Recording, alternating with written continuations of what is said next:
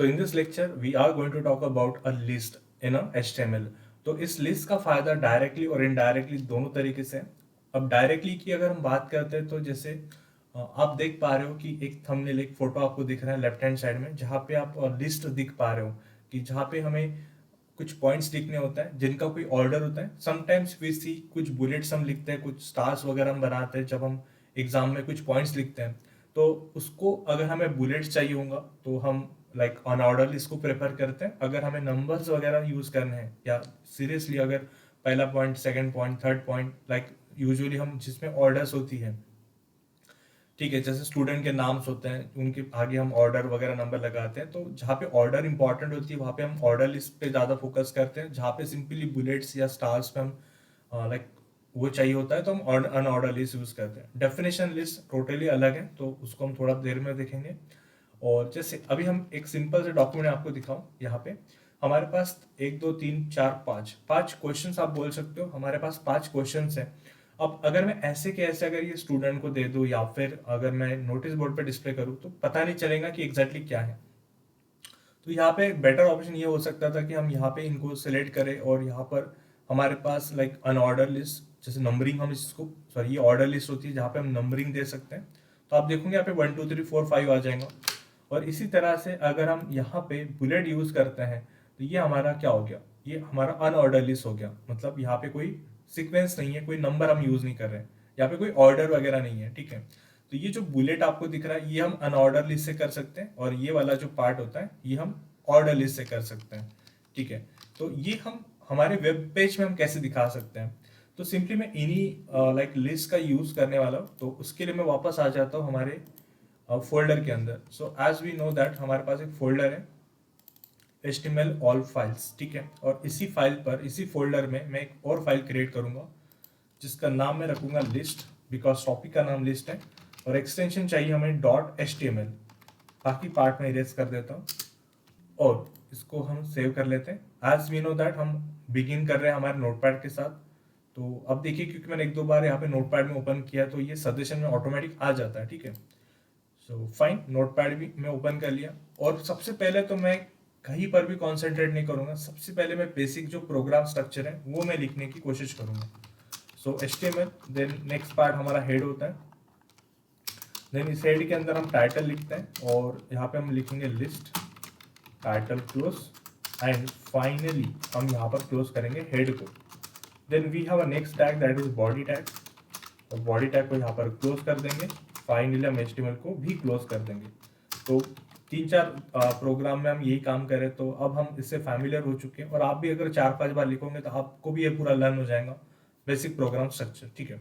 अब लिस्ट बनानी है तो हमारे पास कुछ लिस्ट होनी चाहिए। तो विदाउट वेस्टिंग अ टाइम हम क्या करेंगे, ये जो 5 लिस्ट हमारे पास इनको कॉपी कर लेंगे।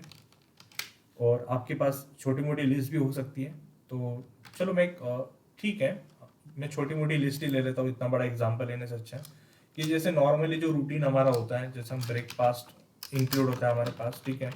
देन हम लंच करते हैं, देन हम और भी डिनर वगैरह करते हैं, और लंच के बाद हम सपोज टी वगैरह लेते हैं।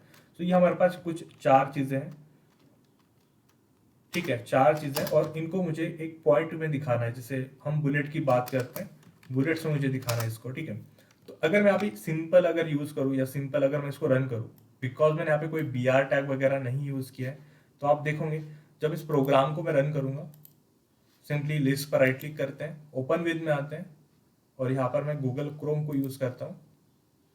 तो आप देखोगे ये एक लाइन में आ जाएगा, बट मुझे तो ये 1 बाय 1 भी चाहिए, प्लस मुझे बुलेट के साथ भी चाहिए। तो वहाँ पर हम यूज़ करते हैं हमारे अनऑर्डर लिस्ट का। अब यहाँ पे आप देख भी पा रहे हो कि यूएल से हमें स्टार्ट करना होता है, यूएल फॉर अनऑर्डर लिस्ट। और आपके पास जितनी लिस्ट होंगी उतने आप एल आई यूज कर सकते हो, ठीक है, L I for list, okay. तो हम वापस आते हैं हमारे कोड पार्ट पे और हम यहाँ पे लिखते हैं सबसे पहले ऊपर UL tag, UL for unorder list.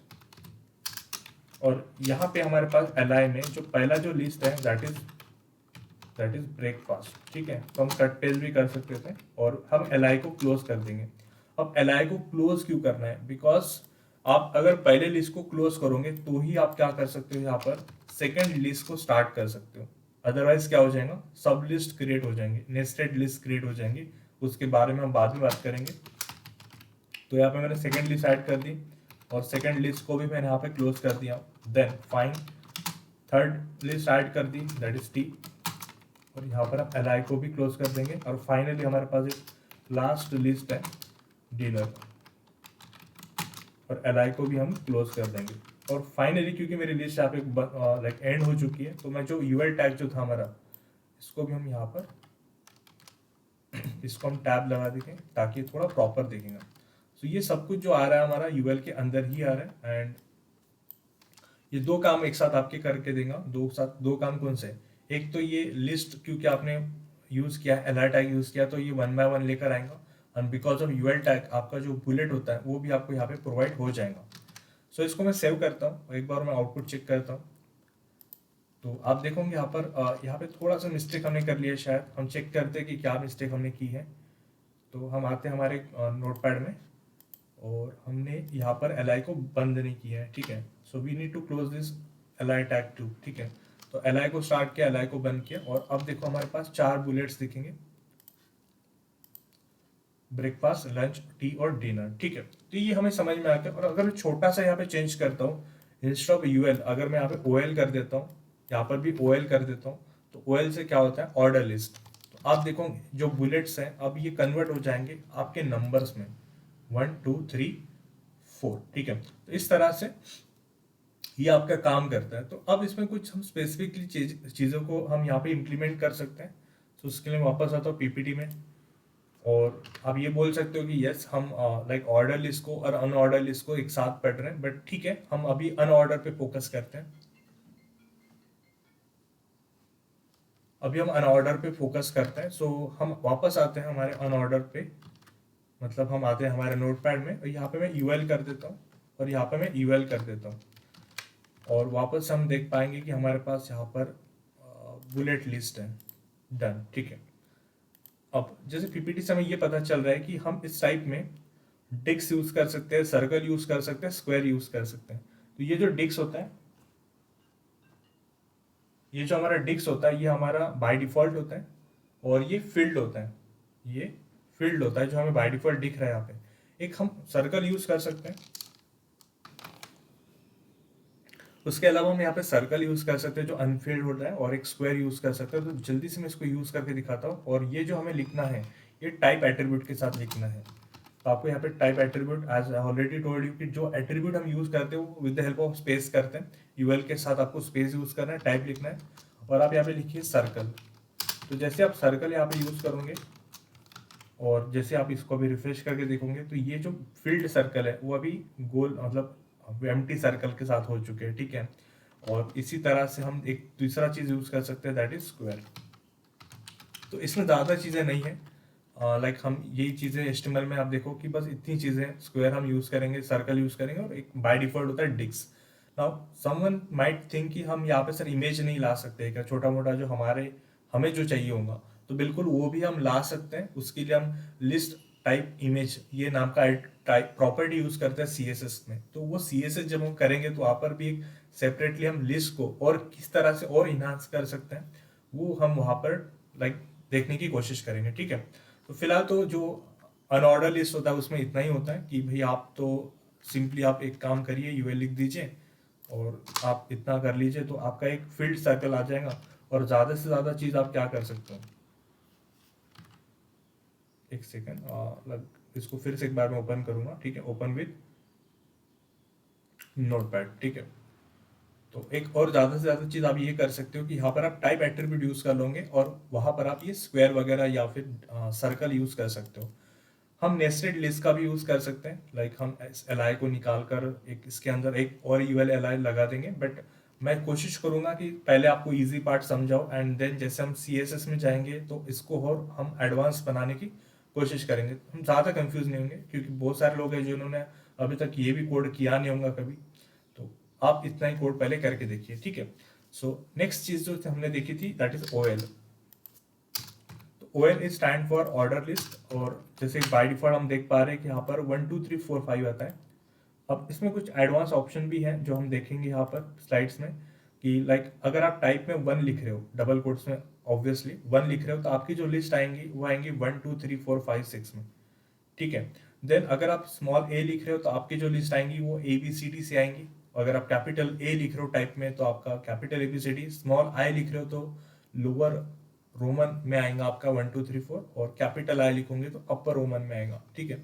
तो मैं एक दो जल्दी से आपको बता देता हूँ। हम यहाँ पे टाइप यूज करेंगे, जैसे मैं यहाँ पे लिखता हूँ स्मॉल आई, सेव करते हैं और एक बार हम रिफ्रेश करके देखते हैं, या फिर इसको मैं काम करता हूँ, माउस रखता हूँ इसके ऊपर, यहाँ पे ये क्लिक करते हैं और यहाँ पे हम इसको क्लिक कर देते हैं।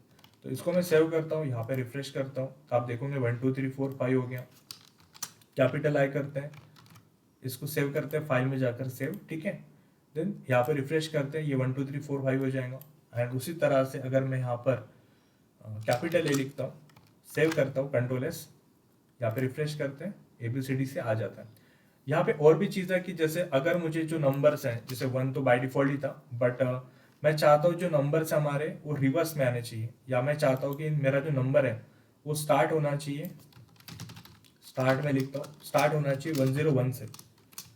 Sometime we may have a requirement like this. तो आप देखो मैंने जैसे स्टार्ट लिखा है 101, तो ये 101 से स्टार्ट हो रहा है। अगर यहाँ पे स्टार्ट में अगर मैं कैपिटल एम लिखता हूँ, कंट्रोल एस करते हैं, तो आप देखो ये कैपिटल एम सपोर्ट नहीं कर रहे हैं। अगर मैं यहाँ पर रोमन में सपोज एक्स लिखता हूँ, या सपोज मैं 4 ऐसा कुछ लिखता हूँ, तो ये सपोर्ट नहीं कर रहा है। तो ये सिर्फ नंबर के लिए सपोर्ट कर रहा है, स्टार्ट एट्रीब्यूट, ठीक है।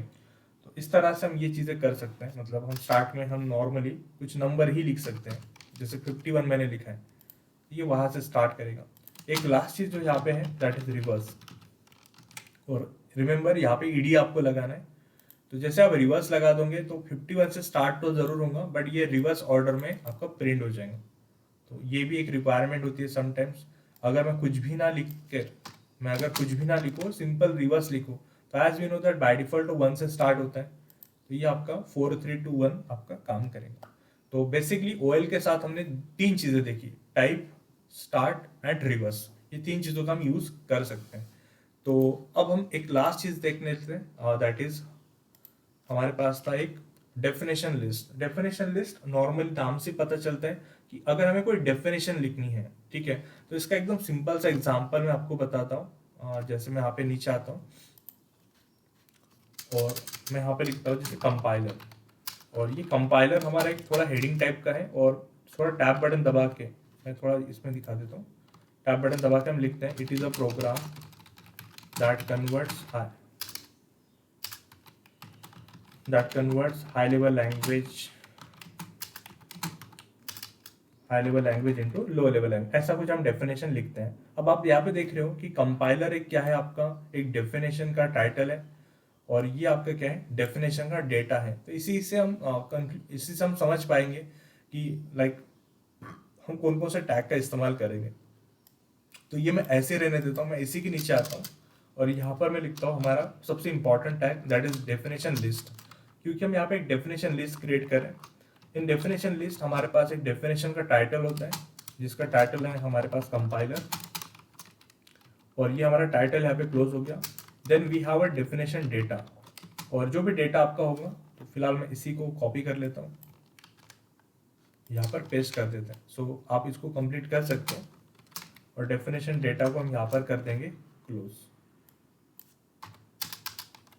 ठीक है। So this is definition data, and once it done, आप इस डेफिनेशन लिस्ट को यहाँ पर क्लोज कर दोगे। इस तरह से वर्क करता है। तो इस तरह से आपके पास ये एक डेफिनेशन हो गया। उसी तरह से दूसरा डेफिनेशन किसी और चीज़ का हो सकता है, जैसे असेंबलर का हो सकता है, वो भी कन्वर्टर का काम करता है। तो अब आपके पास यहाँ पे टोटल 2 डेफिनेशन है। तो यहाँ पे आप समझ सकते हो कि बिकॉज हम डेफिनेशन लिस्ट क्रिएट कर रहे हैं, उसमें एक टाइटल होता है, उसमें डेटा होता है। इस तरह से आप टैग के नाम को रिमेंबर कर सकते हो। तो डन, मैं इसको डिलीट कर देता हूँ, ठीक है। सेव करते हैं, आउटपुट एक बार चेक करते हैं। तो जैसे आप देख पा रहे हो कंपाइलर यहाँ पे आ गया, और आप देखो ये इंडेंशन जो मिली आपको, ये जो स्पेस मिली है, ये आपने नहीं दी है, वो बिकॉज डेफिनेशन डेटा थोड़ा सा आगे होकर प्रिंट होता है, इसीलिए उस तरह से एक इफेक्ट आपको मिला है। असेंबलर एक पॉइंट है, एक टाइटल है, उसके सामने ये जो डेटा आ रहा है वो एक इंडेंशन के साथ आ रहा है, एक स्पेसिंग के साथ आ रहा है। ये फैसिलिटी आपको मिलती है with the help of definition list. ठीक है, तो होपफुली आपको थोड़ा बहुत बेसिक आइडिया आ चुका होगा OL then UL and definition list का।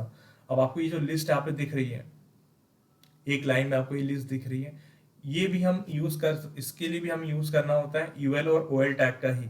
बट अब ये हॉरिजॉन्टल कैसे हो गया, ये तो वर्टिकल कर रहे हैं, तो उसके लिए हम सीएसएस में कुछ प्रॉपर्टीज देखते हैं जहां पर हम वर्टिकल लिस्ट को एक हॉरिजॉन्टल लिस्ट में कन्वर्ट कर सकते हैं, और कुछ स्पेसिंग, पैडिंग, मार्जिन, इस तरह के एडवांस फीचर के साथ हम एक अच्छा एक मेनू बार क्रिएट कर सकते हैं।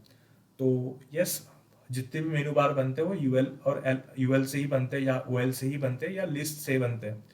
तो ये बेसिक अंडरस्टैंडिंग अगर आपको है तो वहां पर आपको बड़ा हेल्प होगा। तो आप इसका प्रैक्टिस करिए, और हम अगले लेक्चर में देखते हैं इमेज टैग के बारे में।